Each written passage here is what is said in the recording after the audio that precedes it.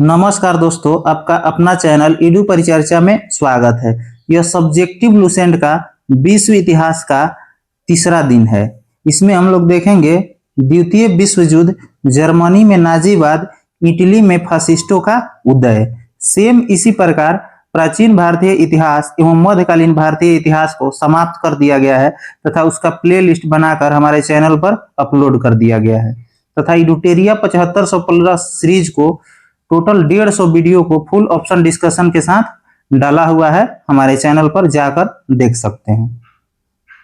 आज हम लोग देखेंगे तुर्की के बारे में। तो यूरोप का मरीज किसे कहा जाता है? तो तुर्की को कहा जाता है। पान इस्लामिज्म का नारा किसने दिया था?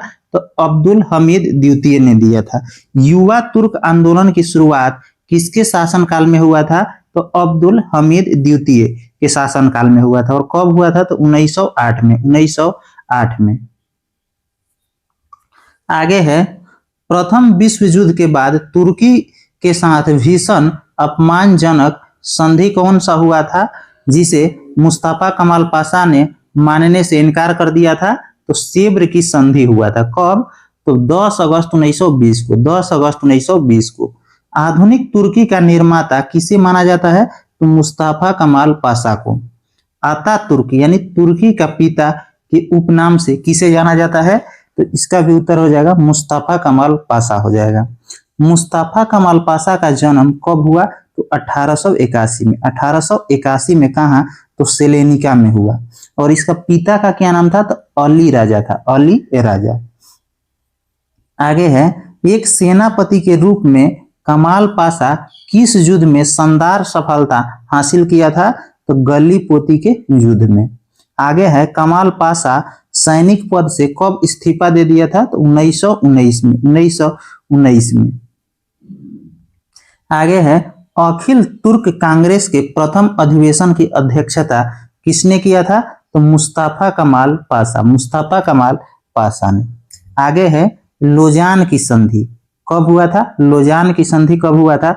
तो 1923 ईस्वी में हुआ था, तुर्की और यूनान के बीच। तुर्की और यूनान के बीच। तुर्की गणतंत्रता की घोषणा कब किया? तुर्की ने गणतंत्रता की घोषणा कब किया? तो 23 अक्टूबर 1923। 23 अक्टूबर 1923। कमाल पाशा ने तुर्की में खिलाफत को कब समाप्त कर दिया? तो 3 मार्च 1924। 3 मार्च 1924। तुर्की में नए संविधान की घोषणा कब की गई? तो 20 अप्रैल 1924। 20 अप्रैल 1924। आगे है, तुर्की के नए गणतंत्र का राष्ट्रपति कौन बना? तो मुस्तफा कमाल पाशा बना। मुस्तफा कमाल पाशा। रिपब्लिकन पीपुल्स पार्टी के संस्थापक पूछा जाएगा तो मुस्तफा कमाल पाशा। आगे है, कमाल पाशा ने तुर्की भाषा परिषद की स्थापना कब किया? तो 1932 ईस्वी में। आगे है, तुर्की में कमाल पाशा ने पंचवर्षीय योजना कब लागू किया? तो 1933 में। 1933 में। कमाल पाशा ने कहाँ मेडिकल कॉलेज की स्थापना किया? तो इस्तांबुल में किया। इस्तांबुल में। तुर्की में ग्रेगोरियन कैलेंडर का प्रचलन कब से हुआ? तो 26 दिसंबर 1925 से। इस्तांबुल का पुराना नाम पूछा जाएगा तो कुस्तुतुनिया हो जाएगा। तुर्की में टोपी और औरतों को बुर्का पहनने पर कानूनी प्रतिबंध कब लगाया गया? तो 1925 में। मुस्तफा कमाल पाशा का मृत्यु कब हो गया? तो 1938 में। 1938 में। इसके बाद देखेंगे इटली में फासिस्टों का उदय। इटली में फासिस्टों का उदय। फासिज्म का उदय सर्वप्रथम कहाँ हुआ? तो इटली में हुआ। फासिज्म का जन्मदाता किसे माना जाता है? तो मुसोलिनी को। मुसोलिनी को। मुसोलिनी का जन्म कब हुआ? तो 1883। कहां पर? रोमांगना में। ये ध्यान रखना है, रोमांगना में। मुसोलिनी का दल का क्या नाम था? तो फशिस्टवाद था। फशिस्टवाद, जिसकी स्थापना उन्होंने कहाँ किया था? तो मिलान शहर है इटली में, वहीं पे। आगे है, मुसोलिनी को और किस नाम से जाना जाता है? तो ड्यूस के नाम से। आगे है, फांसीवादी दल के स्वयंसेवक किस कलर के कमीज पहनते थे? तो यह काली कलर के कमीज पहनते थे। मुसोलिनी किसे सेना का अधिकारी नियुक्त किया था? तो डियाज को। मुसोलिनी द्वारा बनाए गए निगमों की संख्या कितनी थी? तो 22 निगम था। राष्ट्रीय निगम परिषद का अध्यक्ष कौन हो जाएगा? तो मुसोलिनी, जिसमें 500 सदस्य शामिल था। Grand council of fascist party के सदस्यों की संख्या कितना है? तो 25 था। मुसोलिनी ने रोम पर कब आक्रमण किया? तो 1922 ईस्वी में। 1922 में। मुसोलिनी ने अबिसिनिया पर आक्रमण किया कब? तो 1935 ईस्वी 1935 ईस्वी में। जापान एवं जर्मनी के साथ मुसोलिनी ने रोम, बर्लिन और टोक्यो धुरी का निर्माण कब किया? तो 1936 में। 1936 में। मुसोलिनी ने द्वितीय विश्व युद्ध में मित्र राष्ट्रों के विरुद्ध युद्ध की घोषणा कब किया? तो 10 जून 1939। 10 जून 1939। इटली में फांसीवादी का अंत कब माना जाता है? तो 1945 में। 1945 में। इसके बाद है जर्मनी में नाजी दल का उदय। जर्मनी में नाजीवाद का उदय। जर्मनी में नाजी दल का उदय किसके नेतृत्व में हुआ? तो हिटलर के नेतृत्व में हुआ। हिटलर का जन्म कहाँ हुआ? तो यह पूछा हुआ प्रश्न है एसआई में। हिटलर का जन्म कहाँ हुआ? तो ब्रोना, ऑस्ट्रिया में। कब? तो 20 अप्रैल 1889 में। हिटलर बचपन में क्या बनना चाहता था? हिटलर बचपन में क्या बनना चाहता था? तो चित्रकार बनना चाहता था। प्रथम विश्व युद्ध में हिटलर जर्मनी के तरफ से लड़ा। उसे वीरता के लिए किस पुरस्कार से सम्मानित किया गया? तो आयरन क्रॉस पुरस्कार से। युद्ध के बाद हिटलर किस पार्टी का सदस्य बना? तो जर्मन वर्कर्स पार्टी का सदस्य बना। 1920 ईस्वी में जर्मन वर्कर्स पार्टी का नाम बदलकर क्या रखा गया? तो national socialist German workers party रखा गया। फ्यूहरर के उपनाम से किसे जाना जाता है? तो हिटलर को। 1923 ईस्वी में हिटलर किसके साथ मिलकर वाइमर गणतंत्र के खिलाफ विद्रोह कर दिया? तो लुडेनडॉर्फ के विरुद्ध। लुडेनडॉर्फ के साथ मिलकर किया था। हिटलर ने जेल में रहकर अपनी आत्मकथा की रचना की। उस आत्मकथा का क्या नाम था? तो मीन कैंप की रचना किसने किया? तो हिटलर ने। हिटलर अपने दल का प्रतीक चिन्ह क्या रखा था? तो स्वास्तिक रखा था, स्वास्तिक। आगे है राष्ट्रपति हिडेनबर्ग ने हिटलर को जर्मनी का चांसलर कब मनोनीत किया? तो 1933 में। 1933 में। हिडेनबर्ग का मृत्यु कब हो गया? तो 1934 में। 1934 में। गुप्तचर पुलिस गेस्टापो का संगठन किसने किया? तो हिटलर ने।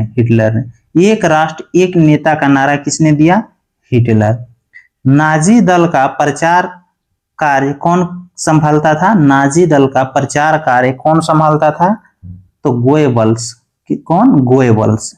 जर्मन सुरक्षा परिषद की स्थापना कब हुआ? 1933 में। 1933 में। आगे है जर्मनी में हिटलर द्वारा बसराय की संधि का सभी धाराओं को तोड़ने की घोषणा कब कर दिया गया? तो 1935 में सभी जो धारा लगा हुआ था उसको तोड़ दिया। आगे है साम्यवादी खतरा से बचने के लिए जर्मनी, इटली एवं जापान के बीच कामिंटन समझौता कब हुआ था? 1936 में। 1936 में। हिटलर ने पोलैंड पर कब आक्रमण किया? तो 1 सितंबर 1939।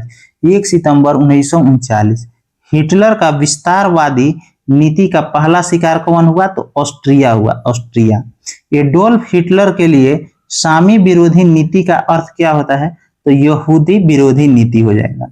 हिटलर ने आत्महत्या कब कर लिया था? तो 30 अप्रैल 1945। 30 अप्रैल 1945। आगे है जापानी साम्राज्यवाद, इसको देखते हैं। जापान के साम्राज्यवाद का पहला शिकार कौन हुआ? तो चीन हुआ। जापान में आधुनिकीकरण की प्रक्रिया की शुरुआत किसने किया? तो मुत्सुहितो ने किया था।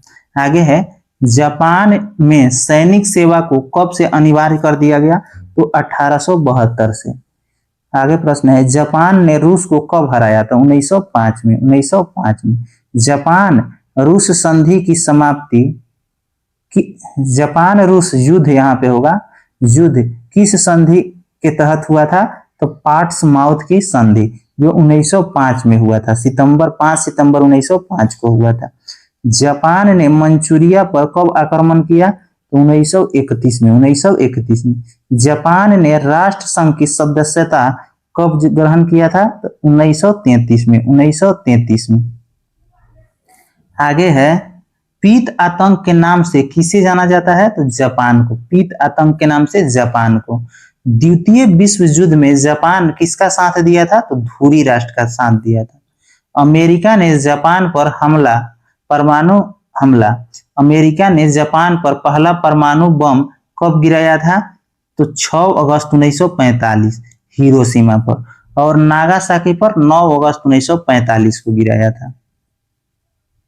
आगे है द्वितीय विश्व युद्ध, इसको देखते हैं। जर्मनी ने पोलैंड पर आक्रमण कब किया, तो 1 सितंबर 1939। 1 सितंबर 1939। द्वितीय विश्व युद्ध का तात्कालिक कारण क्या था, तो जर्मनी का पोलैंड पर आक्रमण। आगे है द्वितीय विश्व युद्ध के दौरान डेजर्ट फॉक्स के नाम से किसे जाना जाता है, तो जर्मन जनरल रोमेल को। म्यूनिक पैक्ट कब संपन्न हुआ, तो 1938 में। 1938 में।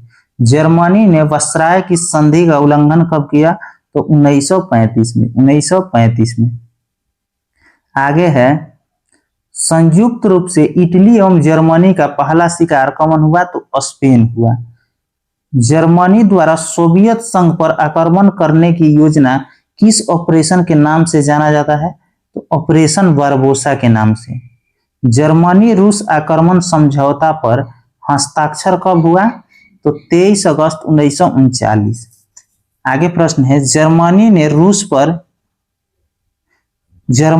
रूस पर समझौता का उल्लंघन का आरोप लगाकर कब आक्रमण कर दिया था, तो 1941 में। 1941 में। द्वितीय विश्व युद्ध में जर्मनी की ओर से इटली का प्रवेश कब हुआ, द्वितीय विश्व युद्ध में जर्मनी की ओर से इटली का प्रवेश कब हुआ, तो 10 जून 1940। 10 जून 1940। आगे प्रश्न है द्वितीय विश्व युद्ध में अमेरिका कब प्रवेश किया, तो 8 दिसंबर 1941। 8 दिसंबर 1941। ये महत्वपूर्ण प्रश्न है। अमेरिका का द्वितीय विश्व युद्ध में प्रवेश करने का प्रमुख कारण क्या था, तो जापान द्वारा पर्ल हार्बर, यानी अमेरिका में पर्ल हार्बर है, उस पर नौसेना पर हमला कर दिया था, उसका नौसेना अड्डा पर, इसीलिए अमेरिका द्वितीय विश्व युद्ध में शामिल हुआ था। द्वितीय विश्व युद्ध के समय इंग्लैंड के पीएम कौन था, तो विंस्टन चर्चिल था। Winston Churchill. द्वितीय विश्व युद्ध के समय अमेरिका का राष्ट्रपति पूछा जाएगा, तो रूजवेल्ट हो जाएगा। रूजवेल्ट। रूजवेल्ट अमेरिका का राष्ट्रपति कितना बार रहे थे, तो 4 बार रहे थे, 1933 से 45 के बीच में। आगे है इंग्लैंड की शानदार अलगवाद की नीति का विचारक कौन था, तो सेली